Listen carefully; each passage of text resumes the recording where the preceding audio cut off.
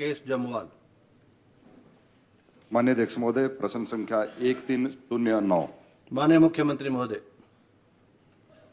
माननीय अध्यक्ष महोदय, सूचना सभा पटल पर रख दी गई है। माननीय सदस्य राकेश जमवाल जी। माननीय अध्यक्ष महोदय, ये विषय प्रदेश के लाखों युवाओं के हितों से जुड़ा हुआ विषय है।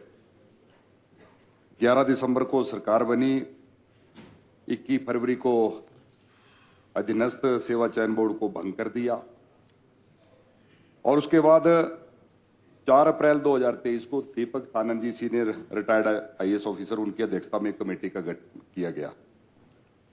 माननीय मुख्यमंत्री जी ने कहा कि 3 महीने में रिपोर्ट आ जाएगी, फिर उनको फिर एक्सटेंशन दी गई, क्योंकि ये प्रदेश के लाखों युवाओं के हितों से जुड़ा हुआ प्रश्न है। मैं माननीय अध्यक्ष महोदय आपकी माध्यम से जानना चाहता हूं माननीय मुख्यमंत्री से, क्या ये डिलेइंग टैक्टिक्स है कि जो युवा ओवरेज होने की दहलीज पर हैं, जिन लोगों के रिजल्ट पेंडिंग है, जिन लोगों को उम्मीद है कि हमारी भर्तियां होंगी, क्या ये दीपक सानंद कमेटी की फाइनल रिपोर्ट आ गई कि अभी भी कुछ आना बाकी है? क्योंकि 14 महीने तो सरकार को हो गए और उसके साथ सरकार ने एक राज्य चयन आयोग भी बना दिया, लेकिन मुख्यमंत्री जी ने कहा कि अब ये जल्दी से जल्दी काम करना शुरू कर देगा। माननीय अध्यक्ष महोदय, सरकार 5 साल के लिए चुनी जाती है और अंतिम वित्तीय वर्ष में तो वर्तमान की सरकार ने सिद्ध कर दिया कि कुछ नहीं होगा। हमारी सरकार के समय में भी एक वित्तीय वर्ष के जितने संस्थान, जितने कार्यालय थे, सब डिनोटिफाई कर दिए। इसका मतलब सरकार 4 वर्ष के लिए है। 14 महीने सरकार के चले गए और अभी कमेटियां गठित की जा रही है, हर मामले में कमेटी, सब कमेटी। ये माननीय अध्यक्ष महोदय प्रदेश के नौजवानों के भविष्य के साथ खिलवाड़ सरकार कर रही है। मेरा प्रश्न है कि क्या दीपक सानंद कमेटी की फाइनल रिपोर्ट आ गई है कि अभी भी कुछ बाकी आने को है? एक। दूसरा, राज्य चयन आयोग जो आपने बनाया, उस पर कब आप चेयरमैन लगाएंगे? कब उस आयोग के माध्यम से प्रदेश के युवाओं को भर्तियां होना जो है शुरू होगी? मैं ये माननीय मुख्यमंत्री से जानना चाहूंगा। माननीय मुख्यमंत्री। माननीय अध्यक्ष महोदय, माननीय सदस्य ने ठीक कहा, प्रदेश के हजारों युवा लोगों का भविष्य की बात। सबॉर्डिनेट सिलेक्शन बोर्ड में प्रदेश के हजारों युवा लोग बैठते थे, सोचते थे कि मैं बहुत पढ़ाई कर रहा हूं और पढ़कर मेरे को सरकार में नौकरी मिलेगी। 26/12/2022 को मेरे ध्यान में जब ये मामला आया और हमने विजिलेंस जांच बिठाई और उस आधार पर पता लगा कि पिछले कई वर्षों से ये गोरख धंधा सबॉर्डिनेट सिलेक्शन बोर्ड में चल रहा। कितने युवा थे जिनको धोखा दिया गया, जो योग्य थे, और जो योग्य नहीं थे वो पेपर लीक होने के बाद वो पेपर में सिलेक्ट हुए जाते थे। अभी भी कुछ एफआईआर दर्ज हो रही है। हमने उन युवाओं को धोखे से बचाया जो पेपर बेचे जाते थे जिनको, और जो लोग नौकरी लग जाते थे। हमने सबॉर्डिनेट सिलेक्शन बोर्ड को भंग कर दिया और हमने सानंद कमेटी रिपोर्ट बनाई और कहा कि पूरा पारदर्शिता से काम होना चाहिए। ये ठीक कहा कि 3 महीने की हमने उन्हें समय अवधि दी, लेकिन जब वो बैठकें हुई, आरएमपी रूल्स देखेंगे तो और समय हमें बढ़ाना पड़ा और समय हमने बढ़ाया। अब राज्य चयन आयोग का गठन कर दिया गया और राज्य चयन आयोग का गठन करने के बाद उसमें चेयरमैन की पोस्ट क्रिएट करके उसमें इंटरव्यू स्टार्ट करने की प्रक्रिया को शुरू किया जा रहा है।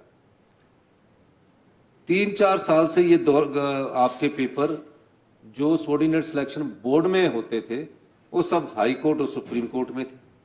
आज जेआईटी के जो पेपर है, जो बच्चे बैठे हैं, वो 2020 का, मेरे समय का नहीं। हम तो समस्या का समाधान कर रहे हैं। हम हर चीज में समाधान करना चाह रहे हैं। हम कैबिनेट की सब कमेटी इसीलिए बनाई है कि 1 लाख कुछ लोग बैठे, उसमें सिलेक्ट हुए 1800-1900 के लगभग। अब उसमें से भी 10-12 लोगों को पेपर लीक करवाए गए हैं। उसका समाधान ढूंढ रहे हैं। हम उनका भला चाहते हैं, कोई ओवरेज की बात नहीं। जहां हमें तो 1 ही साल हुआ है, एक साल में अगर कहीं हमारी जो नियुक्तियां होनी है वो चल रही है, फिर हमने क्या किया कि ये नियुक्तियां करनी जरूरी है। हमने पब्लिक सर्विस कमीशन को ये जो नियुक्तियां उसके बारे में हमने उनको लिख दिया और वो नियुक्तियां कर रहे हैं। तकरीबन 2-2.5 हजार नियुक्तियां तो इसी साल हमने कर दी है, जिनकी अपॉइंटमेंट लेटर इस अप्रैल में हम उनको जारी कर देंगे और उनकी नियुक्तियों के रिजल्ट भी निकल चुके हैं। इसके अलावा जो माननीय हमारे राकेश जम्वाल जी ने कहा है कि राज्य चयन आयोग कब तक करेगा, मेरा मानना है कि जल्दी ही इस प्रक्रिया को शुरू कर लिया जाएगा।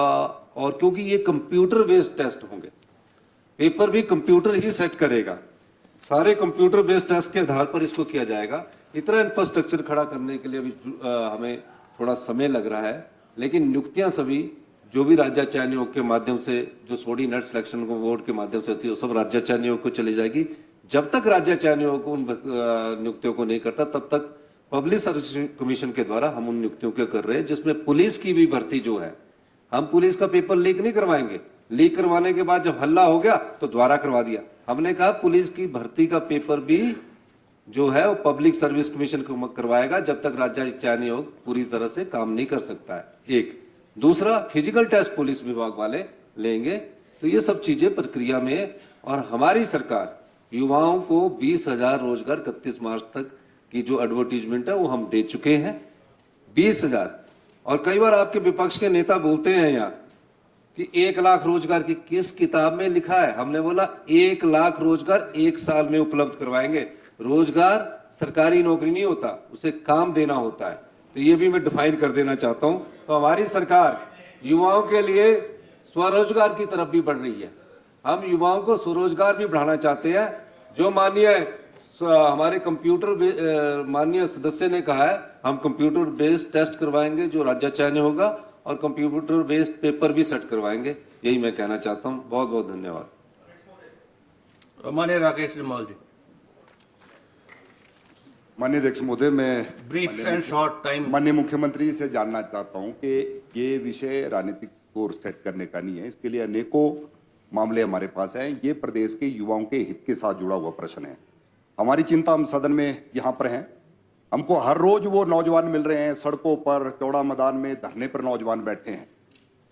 आपने कहा कि विजिलेंस जांच हुई, पिछली अधीनस्थ सेवा चयन बोर्ड में अनेकों प्रकार की धांधलियां हुई, उसमें आपने ये भी कहा कि बहुत से राजनीतिक लोगों का संरक्षण था।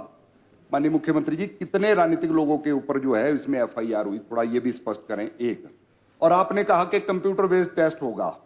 कहीं पर आप कोई 1000 पोस्टें निकालते हैं, उसके लिए 40,000 एप्लीकेंट अगर आते हैं, क्या प्रदेश की ऐसी व्यवस्था है कि 40,000 बच्चों का आप कंप्यूटर बेस्ड टेस्ट करवा पाएंगे? हम ये डिलेइंग टैक्टिस जो हमारी चली है, 14 महीने का समय हो गया हमको ये सुनते सुनते कि पुरानी सरकार ने ये किया, पुरानी सरकार ने वो किया, उसमें पेपर लीक हुआ, हम लीक नहीं करना चाहते हैं। लेकिन आप वो भी कुछ नहीं करना चाहते हैं, लेकिन नई भर्तियां भी करना चाहते हैं। मेरा निवेदन तो ये है कि ये जो आपने राज्य चयन आयोग बनाया है, इसकी कोई तो एक सीमा बता दो कि कब से इसके माध्यम से प्रदेश के युवाओं के टेस्ट शुरू हो जाएंगे, प्रदेश के युवाओं की भर्ती शुरू हो जाएगी। हर रोज हमको नौजवान मिल रहे हैं सर। माननीय अध्यक्ष महोदय, मैं माननीय मुख्यमंत्री से यही कहना चाहूंगा कि प्रदेश के युवाओं को हित को ध्यान रखते हुए, क्योंकि ये हमारी घोषणा नहीं, आपकी घोषणा है। आपने कहा था कि 1 साल में 1 लाख युवा, 5 साल में 5 लाख युवाओं को हम राकेश जी, चलिए। रोजगार नहीं, नौकरी कहा था, उसका वीडियो भी हम बता सकते हैं आपको। आपने भी कहा, उप मुख्यमंत्री ने भी कहा, आपके दिल्ली के नेताओं ने भी कहा। इसलिए माननीय मुख्यमंत्री आप स्पष्ट करें। प्रश्नकाल समाप्त। माननीय मुख्यमंत्री बोलना चाहिए? वैसे समाप्त हो गया टाइम। माननीय मुख्यमंत्री जी, हम युवाओं का ही ख्याल रख रहे हैं, आपकी तरह नहीं रखा कि पेपर करवा दिया और कोर्ट में लटका दिया। और जहां तक कंप्यूटर बेस्ड की बात है, इंफ्रास्ट्रक्चर को खड़ा किया जा रहा है, ऐसी ही बात नहीं है कि क्यों नहीं करवा सकते, लेकिन युवाओं के साथ धोखा ना हो, ये हमारी सरकार की कमिटमेंट है। पेपर लीक जैसा भ्रष्टाचार दोबारा ना हो, सोर्डिनेट सिलेक्शन बोर्ड भ्रष्टाचार का अड्डा ना बने। ये तो आंखें बंद करके सोए रहे हैं। अभी थोड़ा और इस निश्चित तौर पर इसी बेस पर के आधार पर नहीं, एक मैं आपको कहना चाहता हूँ, इसी वर्ष में हम ये सारे टेस्ट करवाएंगे। और दूसरी बात, जो पेपर लीक की बात है, लोकसभा पब्लिक सर्विस कमीशन हमारी भर्तियां शुरू कर चुका है। कुछ दिनों में एडवर्टीजमेंट आने वाली, इसी सदन की जब तक सभा हमारी मीटिंग खत्म होगी, विधानसभा खत्म होगी, कहीं भर्तियां निकलेगी। निश्चिंत रहिए, आपकी तरह आंखें बंद करके सोए नहीं रहेंगे। हम युवाओं के भविष्य को सुरक्षित करेंगे। धन्यवाद। हाँ। आइटम नंबर 2 कागज